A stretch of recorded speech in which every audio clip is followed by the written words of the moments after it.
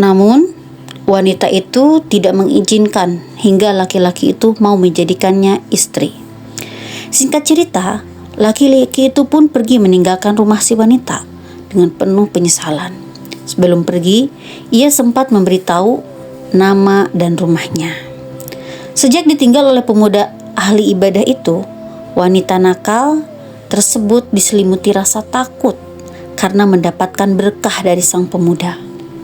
Dalam hatinya berkata, ini adalah dosa yang pertama kali yang dilakukannya. Dan ia sangat merasa takut. Sedangkan aku telah melakukan dosa ini selama 1 tahun. Tuhan yang ditaatinya adalah Tuhanku juga. Dan seharusnya rasa takutku melebihi rasa takutnya. Terus pikiran itu menghantui wanita tersebut. Dan pada akhirnya wanita Bani Israel itu bertaubat. Hingga pada suatu ketika ia memutuskan untuk menemui lelaki itu dengan penampilan tertutup dan memakai cadar. Setelah bertanya ke sana kemari kepada penduduk desa, ia pun bertemu dengan lelaki itu. Namun, begitu lelaki itu mengetahui bahwa yang datang adalah wanita pelacur yang pernah membuatnya tergoda, ia lantas terkejut, menjerit dengan keras lalu meninggal dunia. Setelah kejadian itu, si wanita bertambah sedih. Ia pun bertanya kepada penduduk di sana, "Aku keluar hanya untuk ia, dan kini dia meninggal. Apakah ada di antara keluarganya yang membutuhkan seorang perempuan untuk dinikahi?"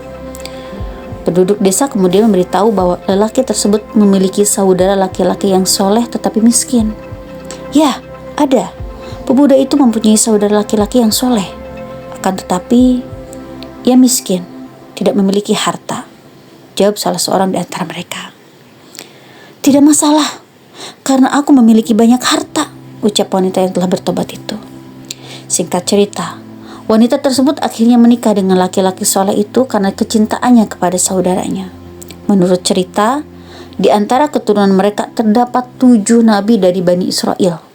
Jumlah nabi sendiri disebut sangat banyak dan hanya 25 di antaranya yang wajib kita ketahui. Ada pendapat yang menyebut mantan pelacur Bani Israel yang akhirnya melahirkan 7 nabi tersebut bernama Al-Malikah. Kisah tentang wanita pelacur yang bertobat juga banyak terjadi pada zaman Rasulullah Shallallahu Alaihi Wasallam. Dan salah satunya seorang wanita dari Juhainah yang mendatangi Rasulullah Shallallahu Alaihi Wasallam dalam keadaan hamil karena berzina.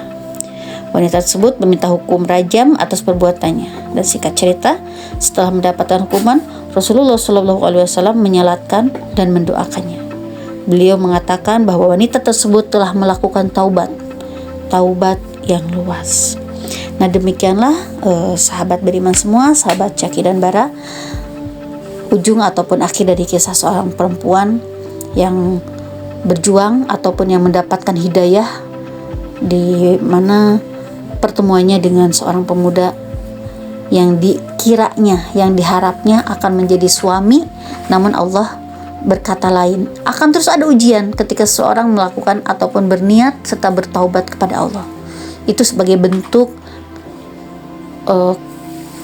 hal ataupun sebagai bentuk kasih sayang Allah, pembuktian bahwa benarkah wanita itu ataupun siapapun ketika menekatkan dalam dirinya untuk bertaubat, untuk memperbaiki diri, maka Allah akan menyajikan ataupun akan menghadapkan di kehidupannya pilihan-pilihan di kehidupannya, perkara-perkara yang memang menguras jiwa dan raga atau sering kita sebut dengan ujian.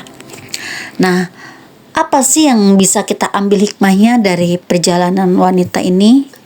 Tentu yang bisa kita ambil adalah pembelajaran bahwa sesungguhnya tidak menjadi jaminan ketika seseorang di awal kehidupannya menjadi orang yang baik, menjadi orang lebih baik, itu pasti tidak menjadi jaminan di akhirnya itu akan menjadi orang yang baik selamanya. Tentu semuanya juga akan ada ujian.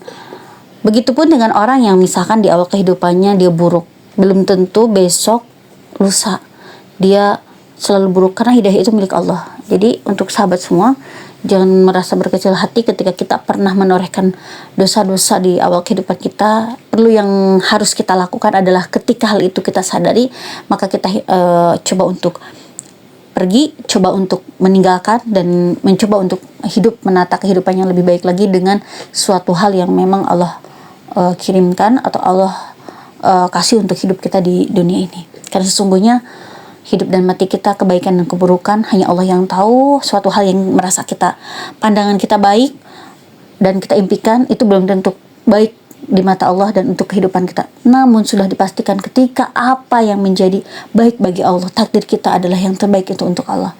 Namun hanya kita saja yang belum bisa mencapai pemikiran sampai itu ternilai baik di kehidupan kita. Mungkin itu saja di cerita ini, sahabat beriman semua. Jika memang sahabat beriman menyukai video ini, silahkan untuk like, comment, share, dan nyalakan notifikasinya agar kita semakin semangat untuk menceritakan hikmah atau menceritakan kisah-kisah yang penuh hikmah dan kisah-kisah yang terdahulu yang bisa kita jadikan pelajaran di kemudian hari ataupun di saat ini. Terima kasih. Wassalamualaikum warahmatullahi wabarakatuh.